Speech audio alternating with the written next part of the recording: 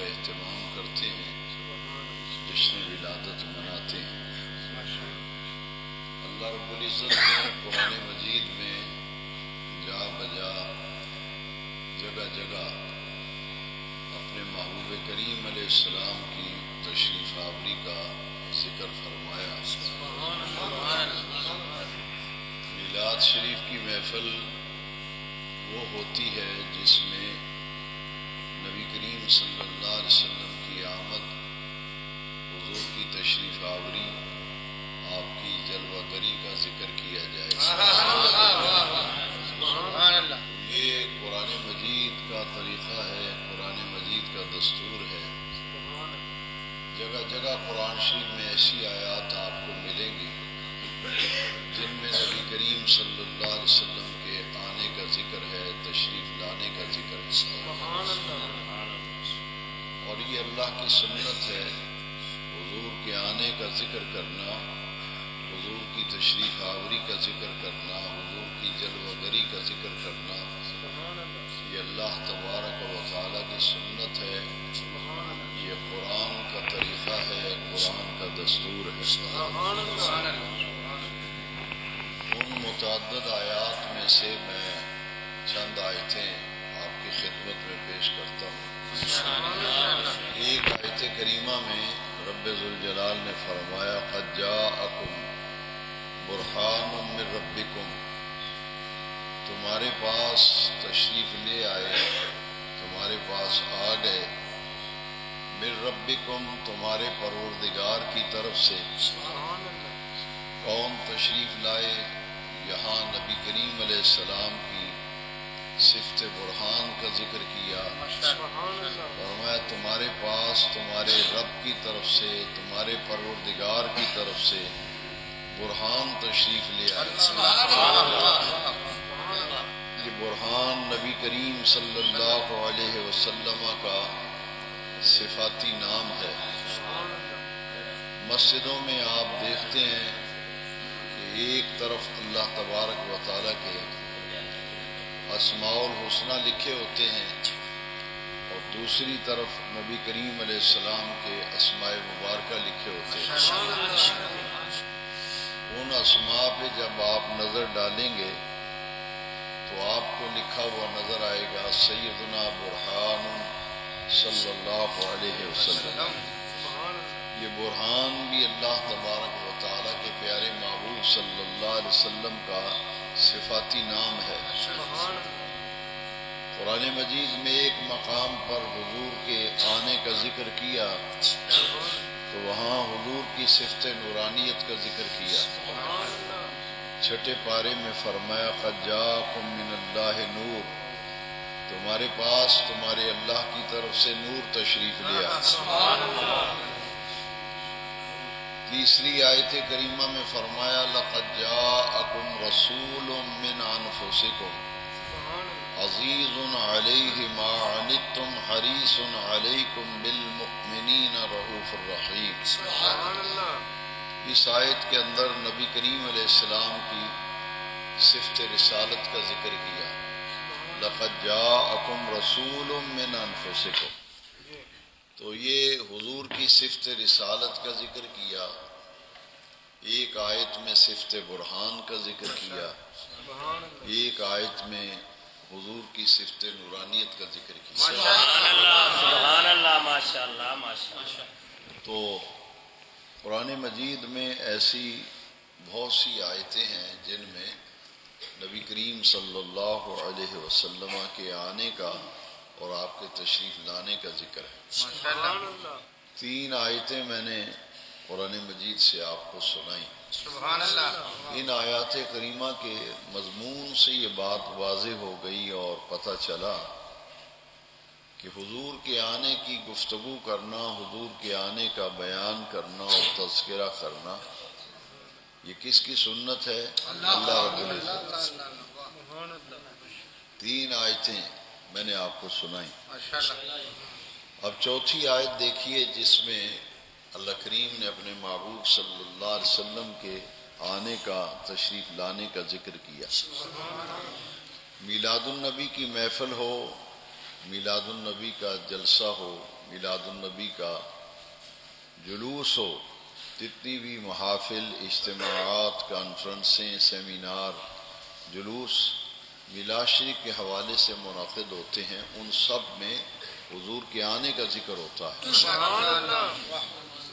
چوتھی آیت میں بھی حضور کے آنے کا ذکر ہے۔ ان چاروں آیتوں میں آپ کو جاء کا لفظ سننے کو ملا۔ قد جاءکم برہان من ربکم، دوسری آیت میں قد جاءکم من اللہ نور، تو آنے کا ذکر ہے۔ لقد جاءکم رسول من انفسکم، تینوں میں جاء کا لفظ ہے، اور جاء کا معنی ہے وہ ماضی کا صیغہ ہے کہ وہ آیا، وہ تشریف لایا، وہ جلوہ گر ہوا۔ ایک آیت میں فرمایا وہ کون آیا؟ نور تشریف لے آیا۔ دوسری آیت میں کون آیا؟ فرمایا برہان تشریف لے آیا۔ تیسری آیت میں فرمایا بڑی عزت، عظمت اور شان کے مالک رسول تشریف لے آیا۔ ان تینوں آیتوں کا مفہوم سمجھنے کے بعد اب چوتھی آیت میں غور کیجئے، اس کا تعلق ایک محفل کے ساتھ ہے۔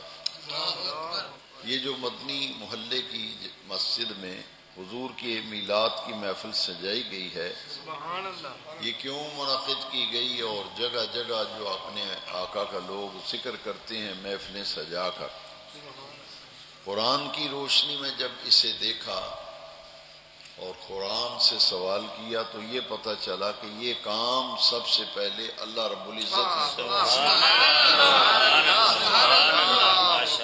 لوگوں کو اکٹھا کر کے محفل سجا کر نبی کریم علیہ السلام کی جلوہ گری، حضور کی تشریف آوری کا ذکر کرنا، یہ اللہ کی سنت ہے، اور سب سے یہ پہلے کام خود اللہ رب العزت نے فرمایا۔ سبحان اللہ۔ تعجب ہے ان لوگوں پر اور حیرت ہے ان لوگوں پر جو یہ کہتے ہیں کہ جی میلاد کہاں لکھا ہے، یہ محفلیں کیوں کراتے ہیں۔ تو میں ان سے یہ کہوں گا کہ قرآن پاک کی اس آیت میں ذرا غور کریں۔ یہ آیت بتاتی ہے کہ سب سے پہلے یہ کام خالق کائنات اللہ جل مجد الکریم نے کیا۔ یہ مسجد صدیقی رضوی مدنی محلے میں یہ محفل منعقد ہو رہی ہے، تو وہ محفل کہاں منعقد ہوئی جو سب سے پہلے اللہ نے منعقد کی تھی؟ وہ عالم ارواح میں منعقد ہوئی تھی۔ یہ عالم دنیا ہے جس میں میں اور آپ رہ رہے ہیں، عالم دنیا وہ روحوں کی دنیا ہے جہاں صرف روحیں ہیں۔ تو اللہ تعالیٰ نے عالم ارواح میں اکٹھ کیا، جلسہ کیا، محفل سجائی۔ یہاں سننے والے عاشقان رسول ہیں، اور وہاں محفل میں اجتماع کن لوگوں کا تھا، سننے والے کون تھے؟ قرآن بتاتا ہے کہ وہاں صرف نبی تھے۔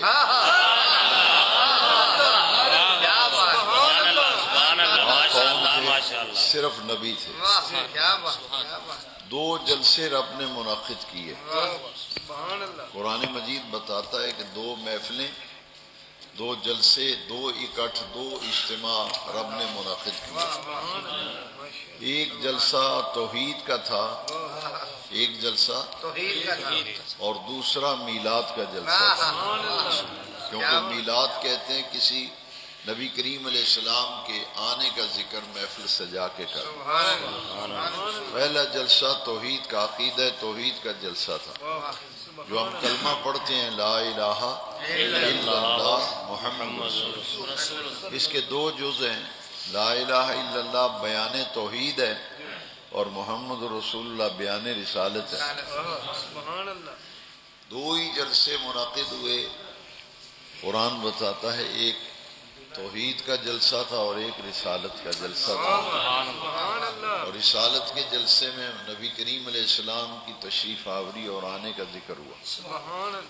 پہلا جلسہ جو ہوا اس میں کون لوگ تھے؟ کافر بھی، مسلمان بھی، یہودی بھی، عیسائی بھی، ہندو بھی، سکھ بھی، ماننے والے، نہ ماننے والے، بت پرست، آگ پرست، ہر کوئی اس میں تھا، کیونکہ اس میں صرف انسان بنائے اللہ نے۔ تمام روحوں کو جمع کیا، نیک اور بد ہر قسم کی روح کو اللہ نے اس میں جمع کیا. بے ایمان بھی آئے اور ایمان والے بھی آئے. اس جلسے میں سب آئے، قرآن میں لکھا ہے.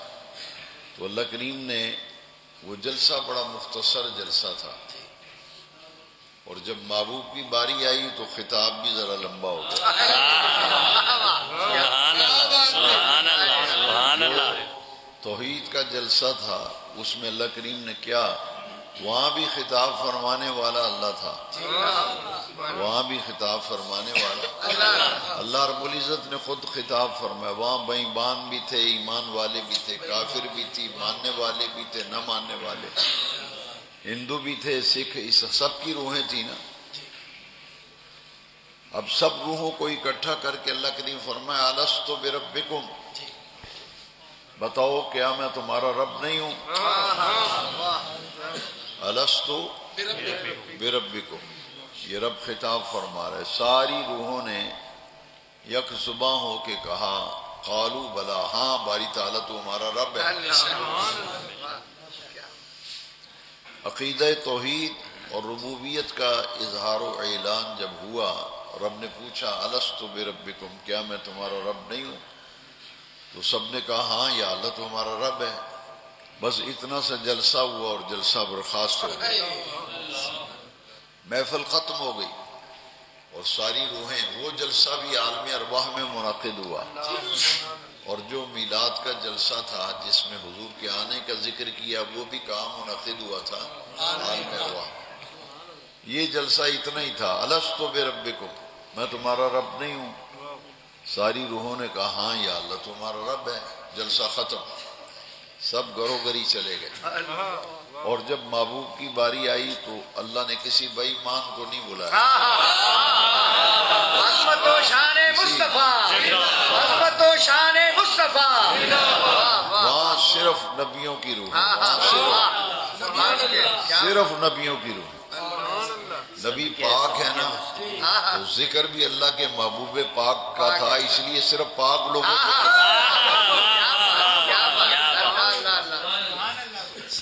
اب سنیے قرآن، یہ ہے محفل جو عالم ارواح میں منعقد ہوئی. ان محفل کرانے والا اور محفل منعقد کرنے والا اللہ رب العزت ہے، اور سننے والے انبیاء کرام ہیں، اور بیان فرمانے والا خود اللہ رب العزت ہے. آئیے اب قرآن کی پوری آیت سنیے جس میں اس محفل کا ذکر ہے.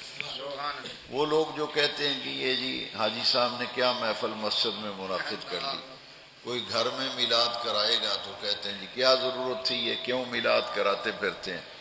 ہم کہتے ہیں یہ تو اللہ کی سنت ہے بھائی، سب سے پہلے کام تو یہ اللہ نے کیا تھا.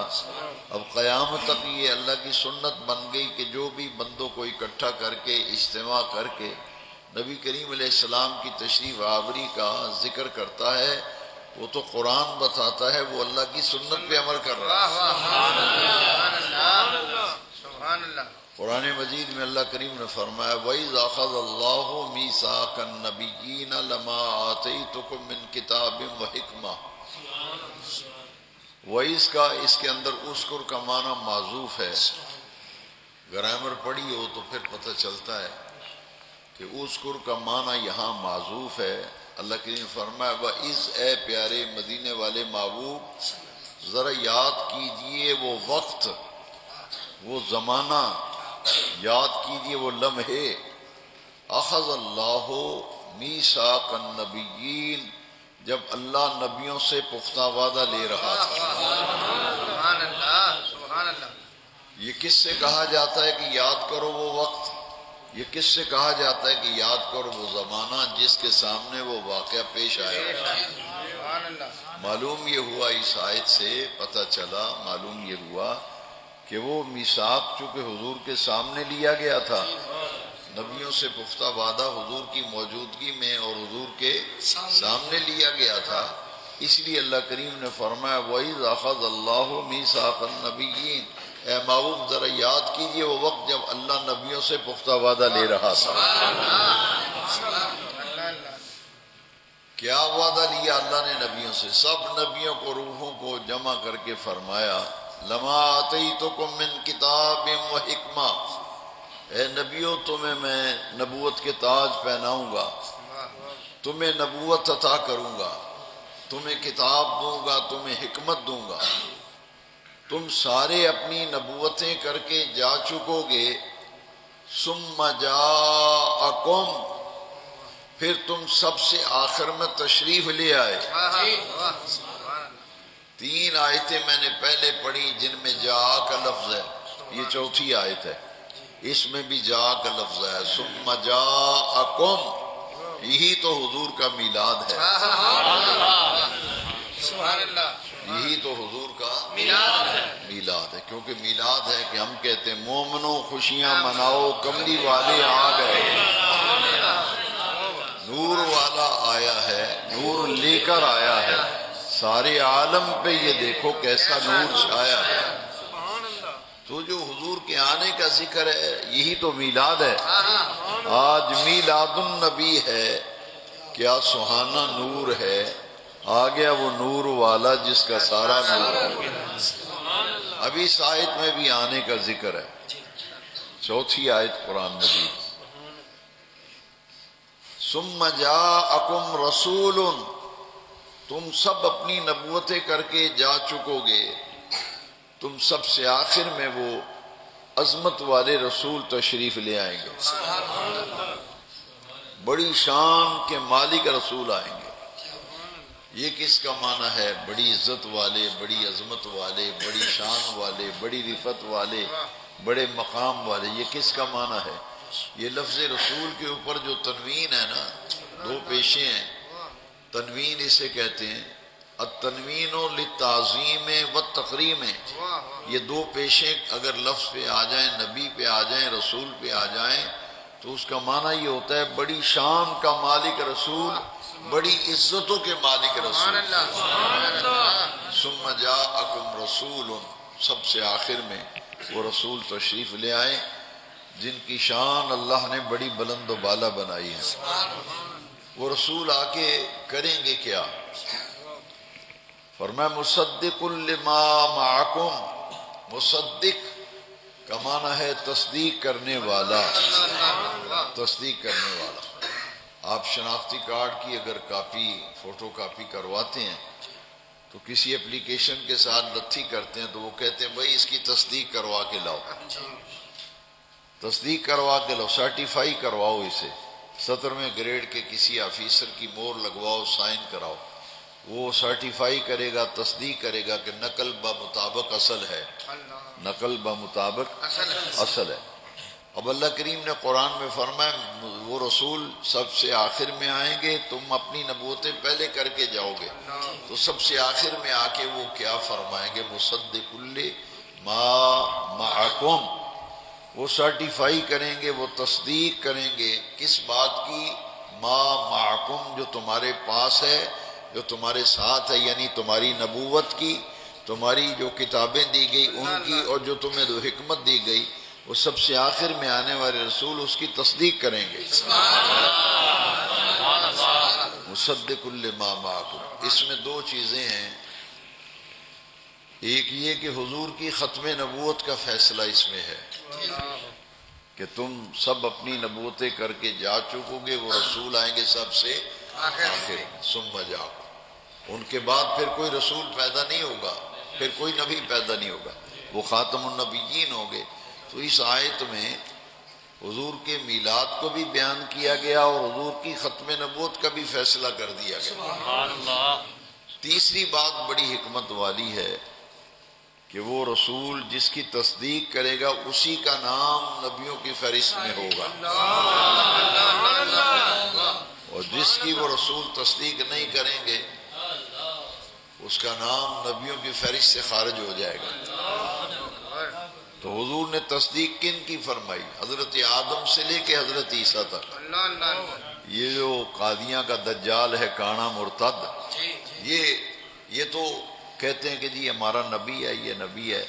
میں ان سے کہتا ہوں کہ نبی کریم علیہ السلام نے فرمایا انا خاتم النبیین لا نبی بعدی ولا رسول بعدی ولا کتاب بعدی ولا امت بعدی، میں نبیوں میں سے آخری نبی ہوں، میرے بعد اب قیامت تک کوئی نیا نبی پیدا نہیں ہوگا، اور میرے بعد کوئی رسول پیدا نہیں ہوگا، کوئی نبی پیدا نہیں ہوگا۔ قرآن مجید آخری کتاب ہے، اس کے بعد کوئی کتاب نہیں آئے گی، اور تم آخری امت ہو، تمہارے بعد قیامت تک کوئی امت نہیں ہوگی۔ تو اس آیت میں حضور کی ختم نبوت کا بھی فیصلہ ہو گیا۔ وہ رسول تصدیق کریں گے تمہاری معکم، تمہاری نبوتوں کی تمہیں جو حکمت دی گئی، کتاب دی گئی۔ اب وعدہ جو لیا جا رہا ہے وہ کیا ہے؟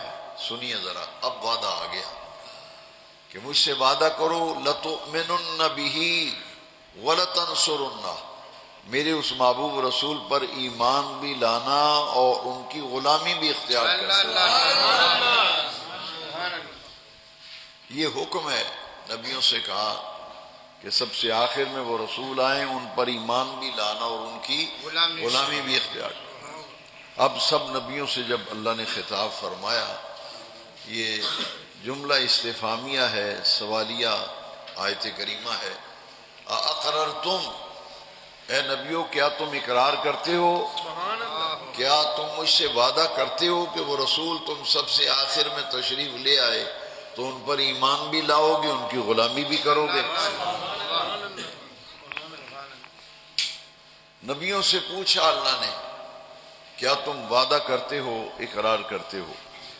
سنیے قرآن مجید کیا فرماتا ہے۔ قرآن فرماتا ہے سارے نبیوں نے یک زباں ہو کر کہا، قالو، سب نبیوں نے، جمع کا صیغہ ہے، سب نبیوں نے اکٹھے ہو کے اور یک زباں ہو کے کہا، اقررنا، ہاں باری تعالی ہم اقرار کرتے ہیں، اقررنا ہم وعدہ کرتے ہیں کہ تیرے محبوب رسول جب سب سے آخر میں تشریف لائیں گے، ہم ان کی غلامی بھی کریں گے اور ان پر ایمان بھی لائیں گے۔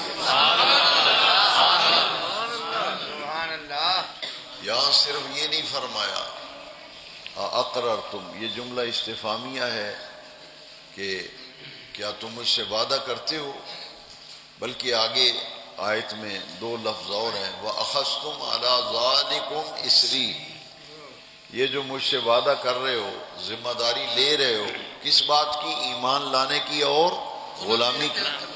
اس کا بوجھ اٹھاتے ہو تم، یہ ذمہ داری اٹھاتے ہو۔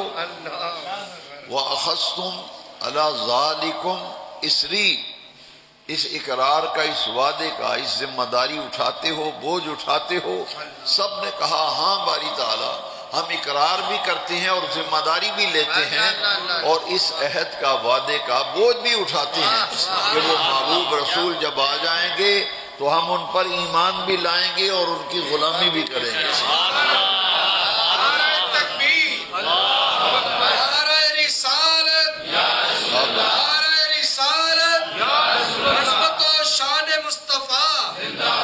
سنیے حضرات، الحمدللہ جو حضرات مجھے سنتے رہتے ہیں، مجھے اس کی پرواہ نہیں میں نے کبھی کی، کوئی پسند کرتا ہے نہیں پسند کرتا، کیونکہ میری نیت یہ ہے کہ میں آپ کے سامنے اللہ کا قرآن پیش کروں، نبی پاک کا فرمان پیش کروں۔ سبحان اللہ، سبحان اللہ، ماشاءاللہ ماشاءاللہ۔ میں تو جب سے میں نے بیان شروع کیا ہے میں تو قرآن کی آیت پر ہی بات کر رہا ہوں،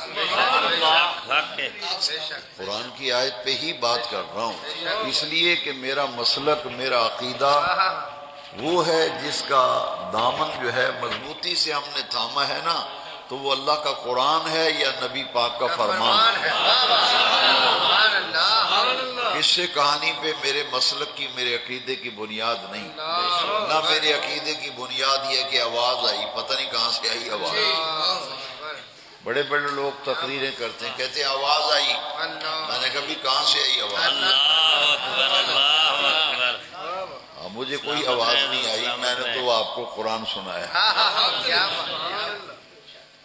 نہ کسی ڈائجسٹ پہ، نہ کسی میگزین پہ میرے عقیدے کی بنیاد ہے۔ میرا مسلک، میرا عقیدہ، اور یہ مسجد صدیقی رضوی والوں کا جو عقیدہ ہے یہ اللہ کے قرآن پر مبنی ہے یا نبی پاک کی حدیث پہ مبنی ہے۔ قصے کہانی کے ہم قائل نہیں ہیں، بیان کرتے ہیں، ہمارے بھی خطیب کرتے ہیں قصے کا، لوگوں نے زیادہ سنتے ہیں، کہتے ہیں جی اس کی ویڈیو بڑی وائرل ہوئی ہے۔ میں نے کہا یہ قیامت کے دن پتہ چلے گا کہ بھنڈ لوگ یہ ٹیوانے میں ایک بھنڈ کو بلایا ہے، بڑا پکا قسم کا بےایمان، نجدی بےایمان ہے، خبیث، بڑا خبیث قسم کا وابی اور بڑا گندی طبیعت کا ہے، اور لوگ اس کو خسرا سا ہے، لوگوں نے اس کو بلایا اور ہزاروں روپے دیے اس سے۔ ان کا میرے مسلک سے کوئی تعلق نہیں ہے، جو خبیث گندی گفتگو مسجدوں میں کرتا ہے تو اس کو لوگ بلا کے سنتے ہیں۔ میں آپ سے یہ کہوں گا کہ آپ ہمیشہ جب بھی سنو تو اللہ کا قرآن سنو یا نبی پاک کا فرمان سنو۔ ہمیں ایسی باتوں کی ہمیں ضرورت کیا ہے؟ دیکھیے نا کتنا مزہ آ رہا ہے، یہ محفل رب نے سجائی ہے میلاد، یہ لوگوں نے تماشا لگایا ہوا ہے، سگریٹ کا کش لگا کے، وہ جی کتنے لکھے ہے میلاد، چائے کی پیالی آپ کی طرف بڑھاتے ہوئے، لو پیو چاہ، پھر چائے کی پیالی آپ کی طرف بڑھائیں گے اور چائے کی چسکی بھر کے کہیں گے بابا کرم دینا میلاد کدھرے نہیں لکھیا۔ میں نے کہا یہ بیچارہ، اس کو بتاؤ کہ میلاد تو قرآن میں لکھا ہے بھائی، یہ تو محفل سجانا مقدر والے لوگوں کا کام ہے، یہ تو سنت الہیہ ہے، اللہ کی سنت ہے۔ اب دیکھیں اللہ وعدہ لے رہا ہے، اور وعدہ کرنے والے کون ہیں؟ نبی۔ یہاں تو عام محلے میں ایک آدمی کسی سے وعدہ کرے نا تو وہ کہتا ہے جی، کئی بندے آخدے لو جی اسٹام کرا لو، اسٹام، بندہ پیڈا پکا ہوئے نا تے کہندے جی اسٹام دی کیڑی لوڑ ہے، اپنے محلے دار نے یار، یہ سانو جان دے نسی انہاں نو جاننے ہیں، اسٹام کران دی کوئی نہیں لوڑ، ایڈی زبان کیتی ہے یہ اسٹام ہے، کہتے ہیں نا وہ قابل اعتماد بندہ ہو، دو بھائیوں کے درمیان بات ہو، وہ کہ چودھری جی اسٹام دی کدی لوڑ ہے، اجڑی زبان کیتی ہے یہ اسٹام ہے ساڈا۔ لیکن غور سے سنو، وعدہ لینے والا رب، وعدہ کرنے والے نبی، گواہی کی ضرورت نہیں، گواہی کی ضرورت نہیں، لیکن اللہ نے قرآن میں پھر کیوں فرمایا؟ اس لیے تاکہ نبی کریم کی عزت کا پتہ چل جائے، حضور کی شان کا پتہ چل جائے، بھئی وعدہ لینے والا رب ہے، وعدہ کرنے والے نبی ہیں۔ لیکن اللہ کیا فرماتا ہے؟ جب وعدہ لے لیا نا، سب نبیوں نے کہا ہم وعدہ کرتے ہیں، ایمان بھی لائیں گے، غلامی بھی کریں گے، اب اللہ کریم نے فرمایا فَاشْهَدُوا، اے نبیوں ایک دوسرے پر گواہ بن جاؤ، اے نبیوں ایک دوسرے پر گواہ بن جاؤ۔ وعدہ لے کر پھر نبیوں کو کہا ایک دوسرے پہ گواہ بن جاؤ، وَأَنَا مَعَكُمْ مِنَ الشَّاهِدِينَ، میں بھی تمہارے ساتھ گواہوں میں شامل ہوں۔ نبیوں کو بھی ایک دوسرے پہ گواہ بنایا، اور خود بھی اللہ فرماتا ہے وَأَنَا مَعَكُمْ مِنَ الشَّاهِدِينَ، میں بھی تمہارے ساتھ گواہوں میں شامل ہوں۔ تو یہ ہے 4 آیتیں، کتنی آیتیں میں نے آپ کو سنا؟ 4 آیتیں قرآن مجید کی جن میں نبی کریم علیہ السلام کی تشریف آوری کا ذکر ہے، حضور کے آنے کا ذکر ہے۔ بھائی میلاد کی محفل وہ ہوتی ہے کہ لوگوں کو اکٹھا کر کے حضور کے آنے کی باتیں کی جائے، تو قرآن میں نبی کریم کا میں ہر جگہ یہ بات کہتا ہوں، کوئی بندہ یہ کہے کہ میں نے مسجد عمر میں سنا، میں نے میلاد چوک میں سنا، میں آج پھر سناتا ہوں، اس لیے سناتا ہوں کہ یہ میرا پیغام گھر گھر تک پہنچ جائے۔ میں ہر جگہ یہ پیغام دیتا ہوں، لوگ پوچھتے ہیں جی قرآن میں میلاد کہاں لکھا ہے، تو میں ہر محفل میں کہتا ہوں کہ بھائی قرآن میں میلاد 6 پارے میں نور کے عنوان سے اللہ نے بیان فرمایا، قرآن میں میلاد نور کے عنوان سے 6 پارے میں رب نے لکھا ہے، قد جاءکم من اللہ نور، تمہارے پاس اللہ کی طرف سے نور تشریف لے آیا۔ کیوں؟ اس لیے کہ میرے نبی پاک کا جب میلاد ہوا نا، میلاد کہتے ہیں پیدائش کو، جب حضور پیدا ہوئے تو نور کے عنوان سے قرآن میں میلاد اس لیے بے نیاز رب نے بیان فرمایا کہ سرکار کی والدہ ماجدہ نے بھی اس کی حکمتیں سمجھا دی۔ فرمایا میری گود میں جب ظہور ہوا نبی کریم علیہ السلام کا، تو حضور کی اماں جان سیدہ آمنہ پاک فرماتی ہیں خرج منی نور، خرج منی نور، مجھ سے ایک نور ظاہر ہوا اور میں نے مکے میں بیٹھ کے شام کے محل دیکھ لیے۔ اور دوسرا اس لیے میلاد نور کے عنوان سے بیان ہوا کہ جو نور تشریف لائے ہیں ربیع الاول کی 12 تاریخ کو، وہ پیارے آقا کریم میلاد والے نبی پاک صلی اللہ علیہ وسلم فرماتے ہیں اول ما خلق اللہ نوری، ساری کائنات سے پہلے اللہ نے میرے نور کو تخلیق فرمایا۔ اپنا ایمان و عقیدہ مضبوط رکھو کہ نبی کریم نے فرمایا انا نور من نور اللہ وکل الخلائق من نوری، میں اللہ کے نور سے ہوں اور ساری کائنات عرش والے رب نے میرے نور سے بنائی۔ حضور اللہ کے نور سے اور ساری کائنات حضور کے نور سے۔ یہ حدیث شریف ہے، میں نے ایسے ہی خطیبانہ جملہ نہیں کہا، یہ حدیث میں سنا دیتا ہوں، آپ یاد کر لیں۔ سرکار نے فرمایا علیہ السلام انا نور من نور اللہ وکل الخلائق من نوری، میں اللہ کے نور سے ہوں اور ساری کائنات اللہ نے میرے نور سے بنائی ہے۔ میں اللہ کے نور سے ہوں، ساری کائنات عرش والے رب نے میرے نور سے بنائی۔ کیا شان احمدی کا چمن میں ظہور ہے، کیا شان احمدی کا چمن میں ظہور ہے، ہر گل میں ہر شجر میں محمد کا نور ہے صلی اللہ علیہ وسلم۔ پوری کائنات میں اللہ کریم نے حضور کے نور سے بنائی۔ یہ ایک مکتبہ فکر ہے، دیوبند مکتبہ فکر۔ دیوبندی لوگ جو ہیں ان کے مجدد اور امام ہیں مولانا اشرف علی صاحب تھانوی، انہوں نے اپنی کتاب نشر الطیب میں لکھا ہے، پہلے باب میں نور محمدی کے بیان میں پہلا چیپٹر باب ہے، دیوبند مکتبہ فکر کے مجدد، انہوں نے لکھا ہے کہ ساری کائنات سے پہلے اللہ نے ہمارے نبی پاک کے نور کو اپنے نور سے تخلیق فرمایا اور پھر اپنے محبوب کے نور سے بے نیاز رب نے ساری کائنات کو بنایا۔ اس لیے قرآن میں جگہ جگہ حضور کے آنے کا بھی ذکر ہے اور نبی پاک کے میلاد کو قرآن میں رب نے نور کے عنوان سے بیان فرمایا۔ اور جب حضور پیدا ہوئے، میلاد ہوا میرے نبی کریم کا، اللہ اکبر، تو سرکار کی والدہ ماجدہ فرماتی ہیں فلما وضعتہ مغسولا مقہولا مدحونا مطیبا مختونا ساجدا للہ عز وجل۔ آپ سے اگر کوئی پوچھے کہ یہ جو آپ میلاد بیان کرتے ہیں تو کہاں لکھا ہے، میں کہتا ہوں یہ میلاد میں آپ کو وہ سنا رہا ہوں جو نبی پاک کی والدہ ماجدہ نے بیان کیا۔ اللہ رب العزت قرآن میں محبوب کے آنے کا ذکر فرما رہا ہے تاکہ قیامت تک لوگوں کو پتہ چل جائے، علم ہو جائے کہ محفل سجا کر بنا کر حضور آنے کا ذکر کرنا یہ اللہ کی سنت ہے۔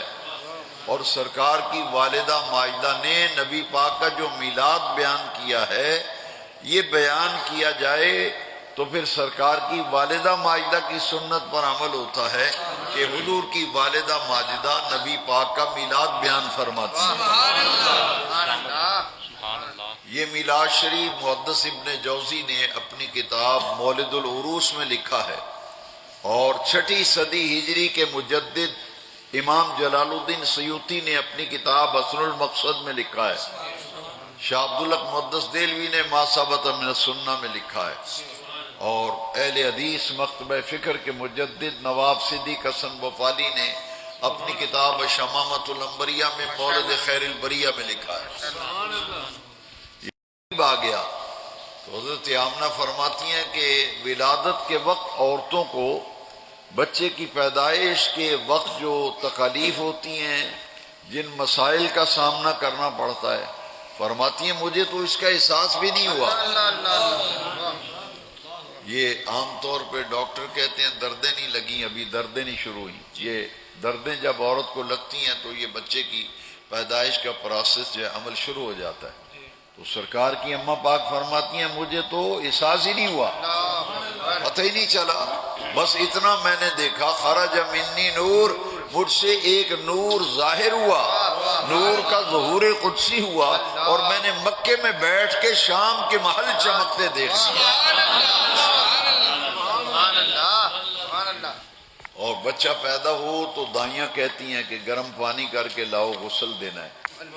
تو حضور کی والدہ فرماتی ہیں میں نے دیکھا کہ حضور کا جسد مبارک ایسے تھا، کوئی آلائش نہیں تھی، کوئی آلودگی نہیں تھی، یوں لگتا تھا کہ میرے چاند غسل فرما کے دنیا میں آئے.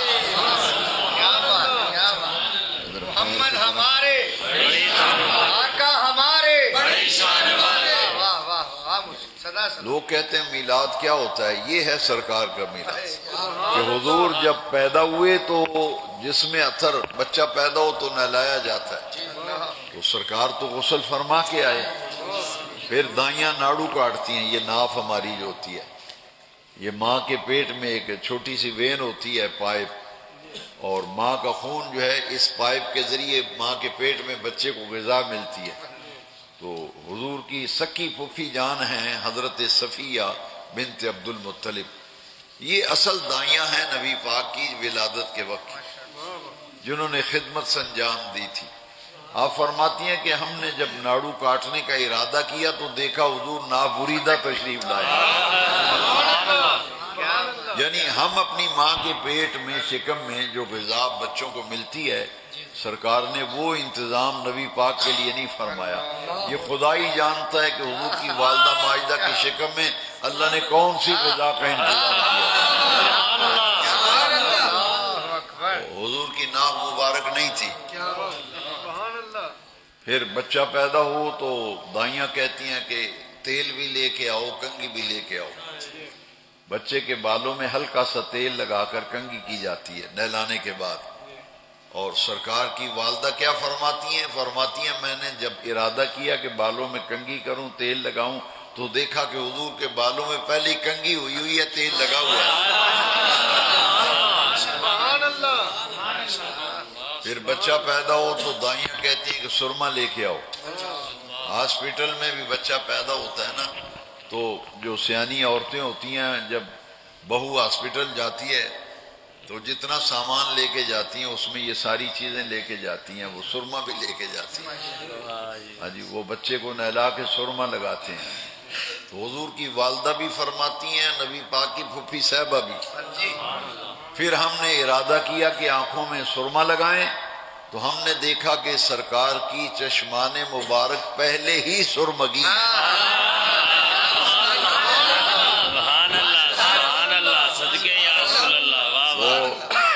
اہل حدیثوں کے مجدد نواب صدیق حسن بھوپالی نے اپنی کتاب شمامۃ الانبریہ میں مولد خیر البریہ میں لکھا ہے سرمگی چشم. سرمگی چشم آنکھ کو کہتے ہیں. کہتے کہ ہم نے دیکھا، نبی کریم کی والدہ ماجدہ فرماتی ہیں سرکار کی پھوپھی صاحبہ کہ حضور کی آنکھوں میں قدرتی سرمے کی دھاری تھی. یہ ختنے کرتے ہیں بچوں پہ، تو سرکار کی والدہ ماجدہ نے فرمایا مختونن مختونن کہ آقا کریم علیہ السلام ختنہ شدہ تشریف لائے. آپ پھر فرماتی ہیں مطیبن، بچہ پیدا ہو تو پاؤڈر لے کے آؤ، فلاں چیز لے کے آؤ، خوشبوئیں لگاتی ہیں، وہ پرفیوم لگاتی ہیں بچوں کو. وہ سوٹ پہلے سلا کے رکھا ہوتا ہے، پیدائش کے بعد بچے کو پہنایا جاتا ہے. تو سرکار کی والدہ ماجدہ فرماتی ہیں کہ ہم نے دیکھا کہ جیسے ہی محمد پاک پیدا ہوئے صلی اللہ علیہ وسلم تو آپ کے جسم مبارک سے خوشبوئیں آتی تھیں، اور جب آپ پیدا ہوئے پوری فضائیں خوشبوؤں سے معطر ہو گئیں. فرماتی ہیں جدھر بھی ہم توجہ کرتی تھیں تو اس طرف ہی خوشبوئیں بکھری ہوئی نظر آتی تھیں.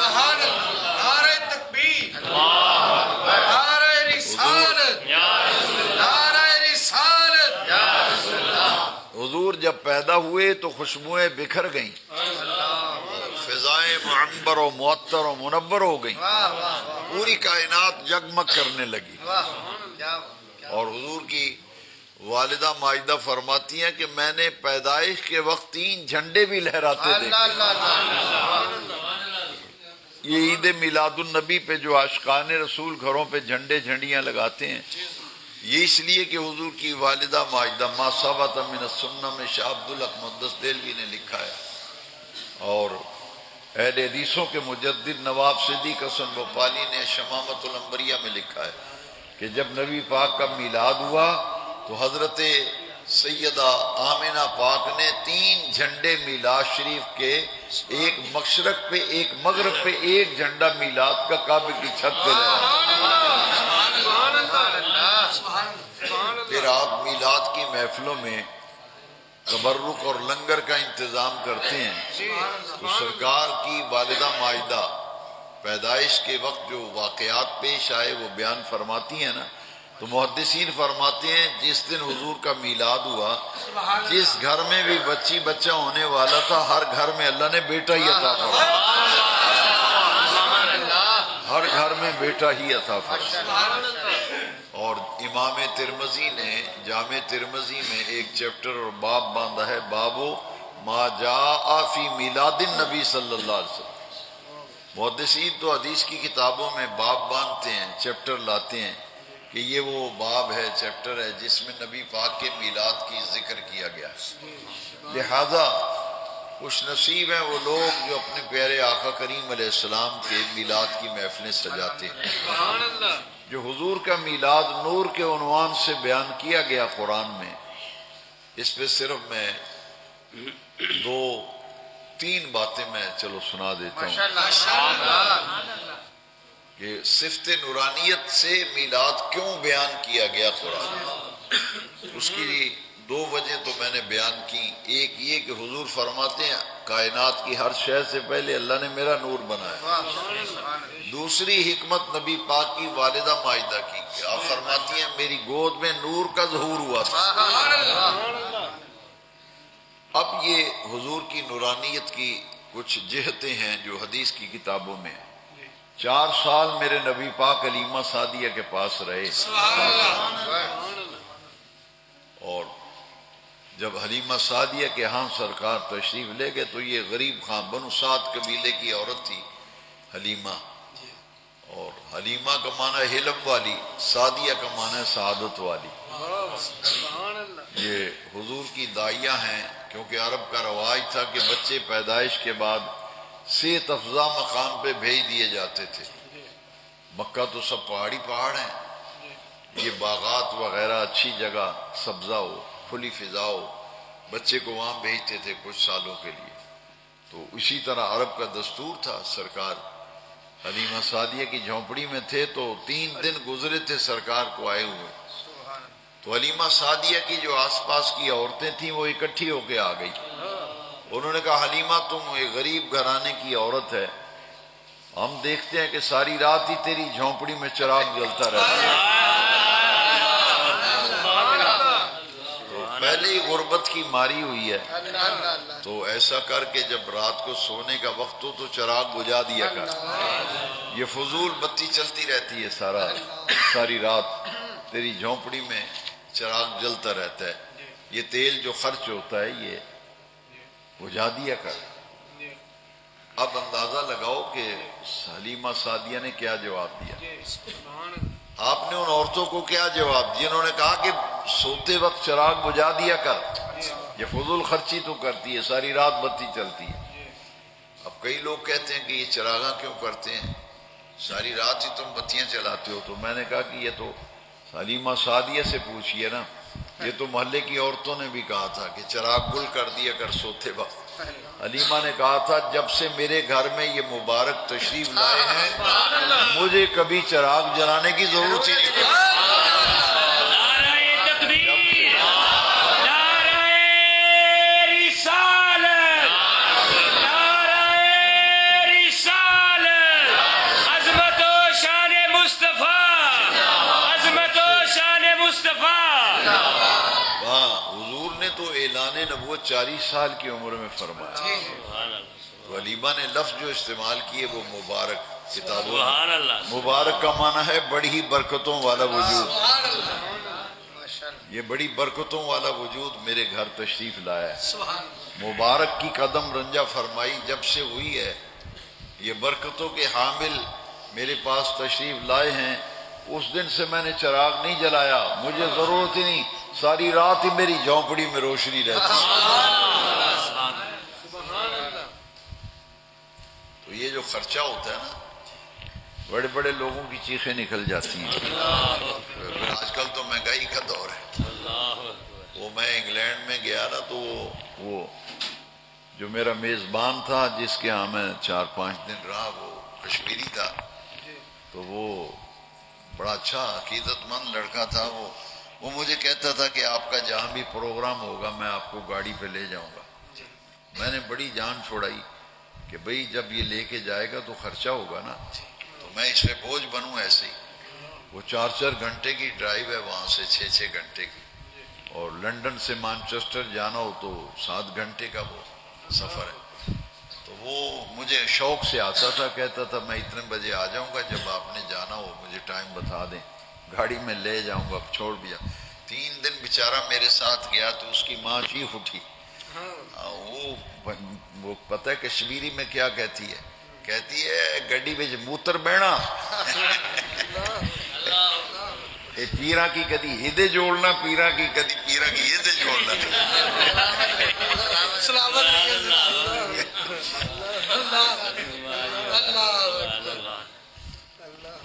وہ کشمیری زبان میں کہندی ہے, وہ اپنے پتر نو آخدی ہے گڈی موتر پیندا ہے, تو پیرا نو کدی ادھر لے جانا کدی ادھر لے جانا. پیرا کی کدی ادھر جوڑنا کدی ادھر جوڑنا, گڈی میں موتر بہنا. اچھا وہ میں نے سن لیا. میں نے کہا یار میں اسی چیز سے ڈرتا تھا.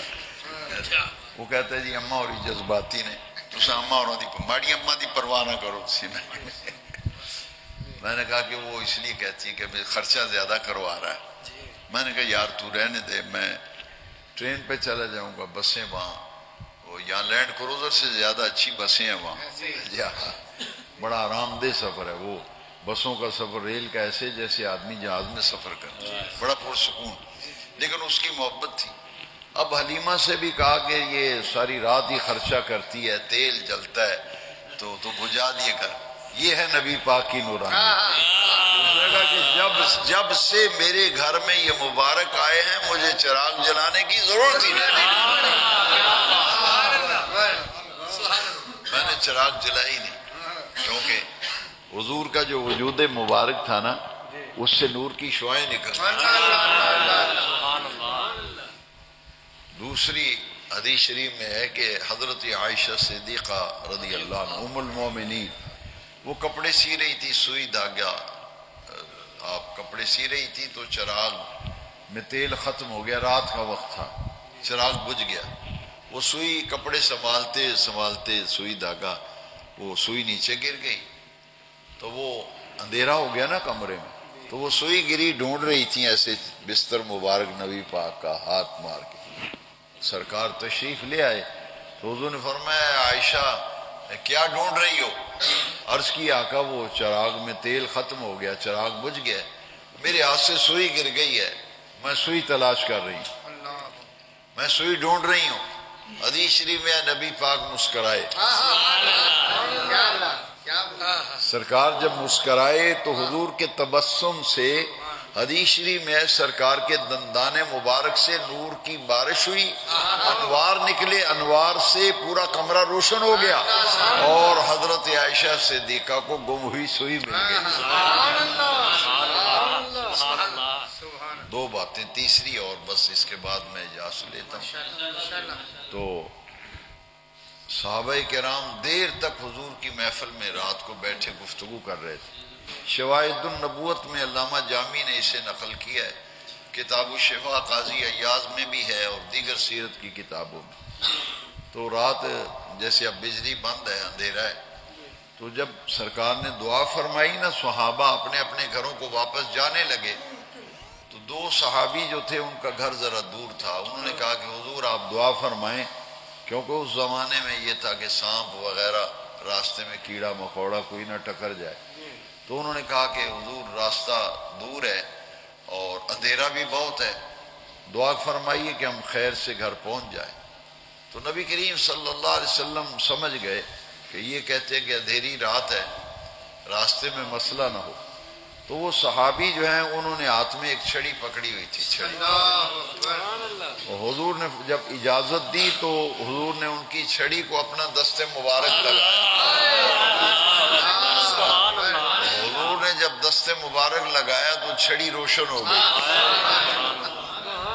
وہ ٹارچ کا کام دینے لگی، جیسے موبائل کی لائٹ چلاتے ہیں آپ، روشنی ہو جاتی ہے اندھیرے میں۔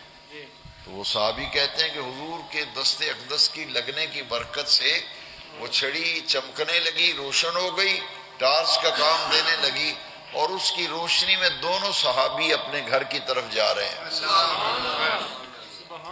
اچھا، راستے میں ایک مقام ایسا آیا کہ ایک صحابی کا گھر دائیں طرف، دوسرے کا بائیں طرف،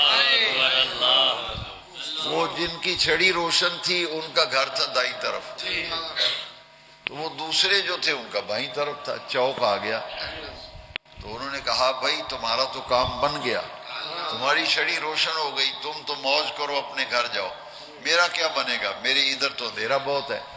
تو وہ اعتقاد دیکھیے صحابہ کا ایمان کتنا پختہ تھا۔ وہ جن کی چھڑی روشن تھی انہوں نے ان سے کہا کہ تم اپنی چھڑی اس کے ساتھ مس کرو، ہو سکتا ہے یہ بھی روشن ہو جائے، یہ بھی روشن ہو جائے۔ تو اس صحابی نے اپنی چھڑی اس چھڑی کے ساتھ مس کی تو وہ بھی چمکنے لگی۔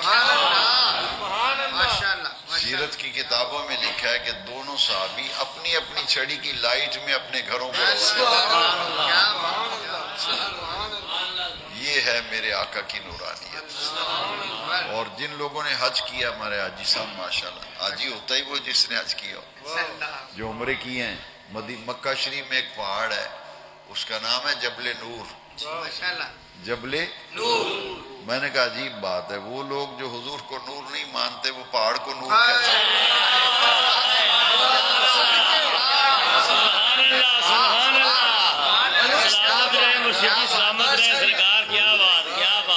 کہتے ہیں حضور نور نہیں ہے۔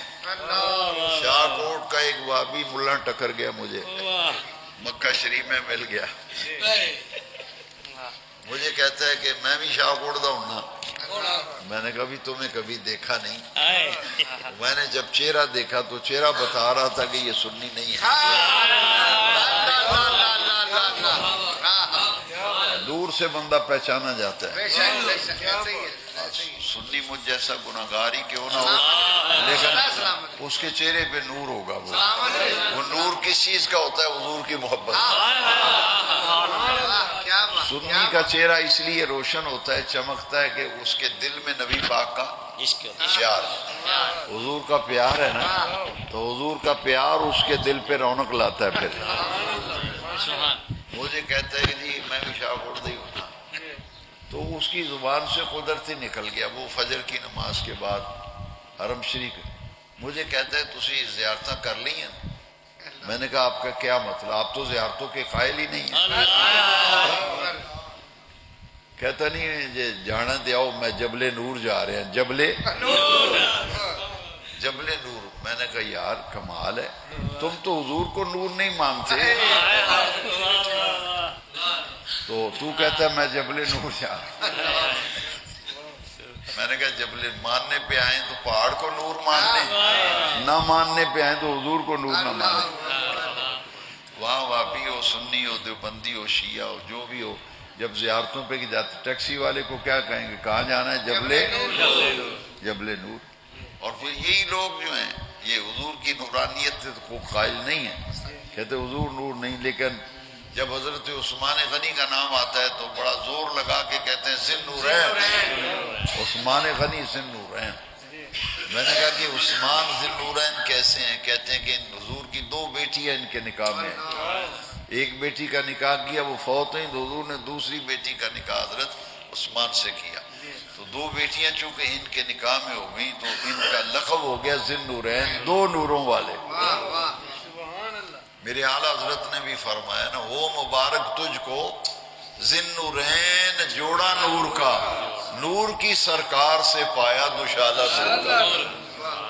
ہم آقا کریم سرکار کو بھی نور مانتے ہیں اور ان کی بیٹیوں کو بھی ہم نور مانتے ہیں۔ یہ بیٹیوں کو نور مانتے ہیں مگر باپ کو نور نہیں مانتے۔ مگر آپ خوش نصیب ہو، اس مسجد میں آنے والے، ہمارا ایمان ہے کہ تیری نسل پاک میں ہے بچہ بچہ۔ ہم صرف حضور کو نور نہیں مانتے، صرف حضور کو نہیں بلکہ حضور کی ساری اولاد کو نور مانتے ہیں۔ تیری نسل پاک میں ہے بچہ بچہ نور کا، تو عین نور تیرا سب سے۔ پہاڑ کو کہتے ہیں جبلے، ماننے پہ ہیں تو پہاڑ کو نور مان لیں، نہ مانے تو حضور کو نور نہ مانے۔ نورانیت مصطفیٰ، اللہ اکبر۔ چھڑیاں روشن ہو گئیں حضور کے دستے سے۔ تو بھائی ہم تو خوش نصیب ہیں کہ اللہ کریم نے ہمیں اپنے محبوب کریم صلی اللہ علیہ وسلم کی محبت، حضور کا عشق اور حضور کا پیار ہمیں عطا فرمایا۔ میں ایک دو حدیثیں برکت کے لیے سنا کے ختم کرتا ہوں۔ سرکار سے ایک صحابی نے پوچھا، حضور قیامت کب آئے گی؟ حضور قیامت کب آئے گی؟ حضور نے یہ نہیں بتایا کب آئے گی، پوچھا تو یہ تھا حضور قیامت کب آئے گی؟ تو حضور فرمایا تو نے قیامت کے لیے تیاری کیا کی ہے؟ کیا تیاری کی؟ اس میں اشارہ تھا کہ قیامت کا مت پوچھو، تیاری کرو۔ تو تیاری شہری بھی ہے یا نہیں؟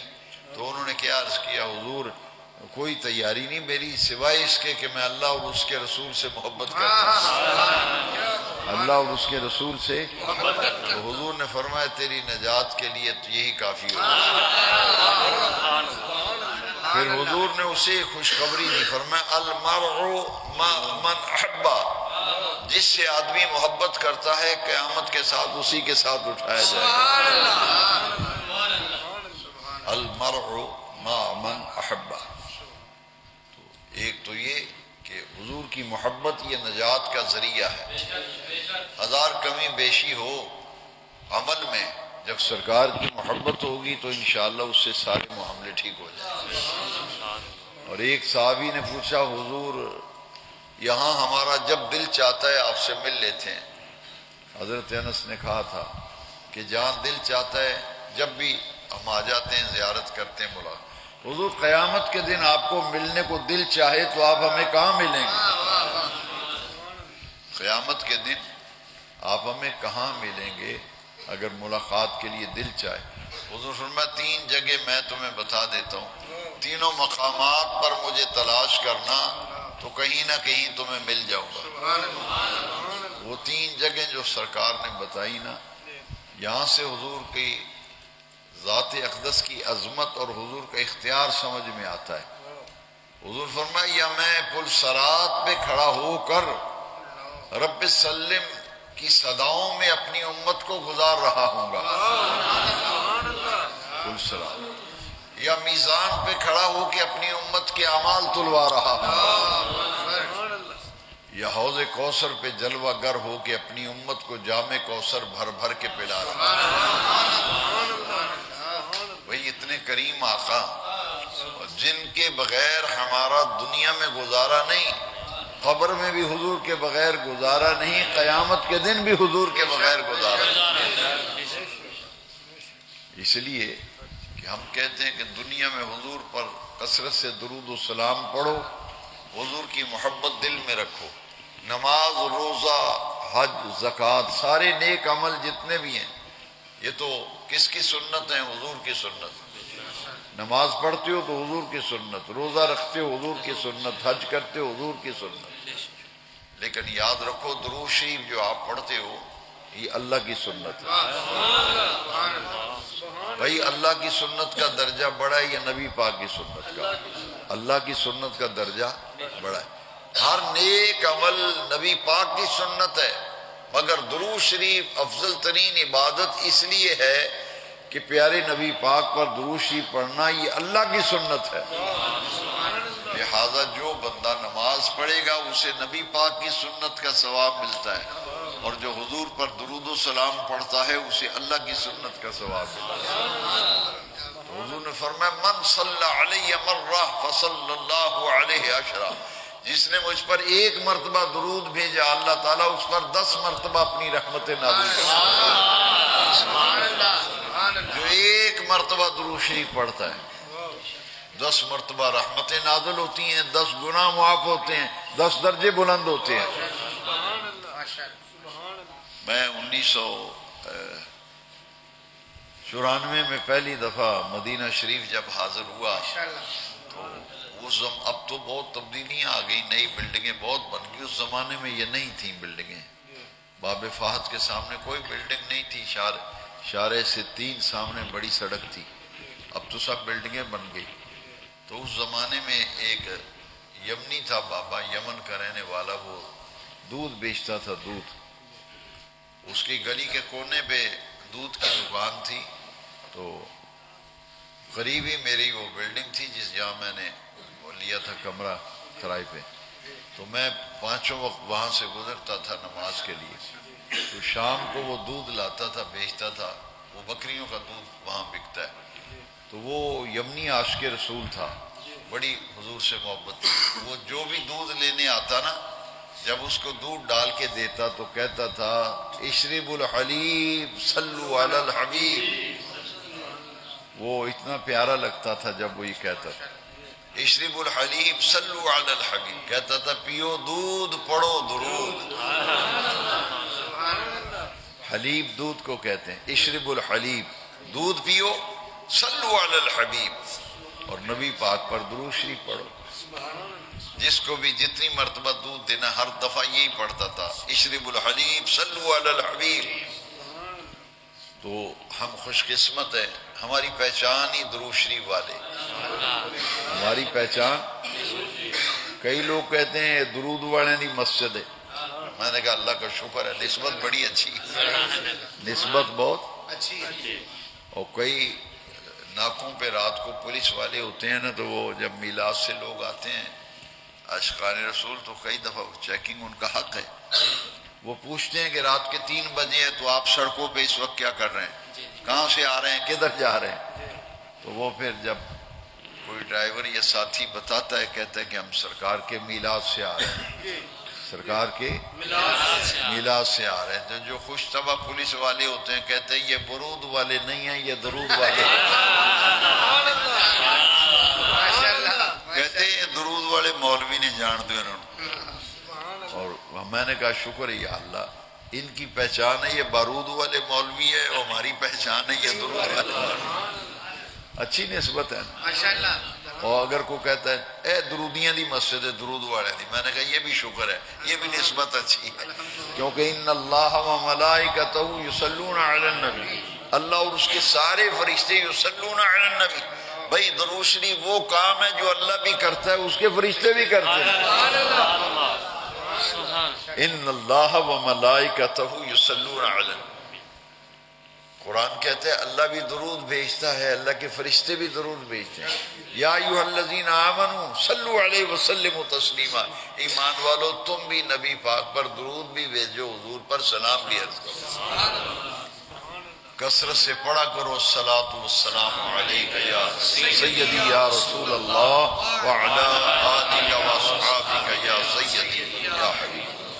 جس محبت سے آپ نے یہ محفل سجائی اللہ قبول فرمائے، اور جو سرکار کی شان میں نے بیان کی، عظمت مصطفیٰ کا تذکرہ ہوا، اس کی برکت سے اللہ تمام مریضوں بیماروں کو شفا دے، بے اولادوں کو نیک اولاد دے۔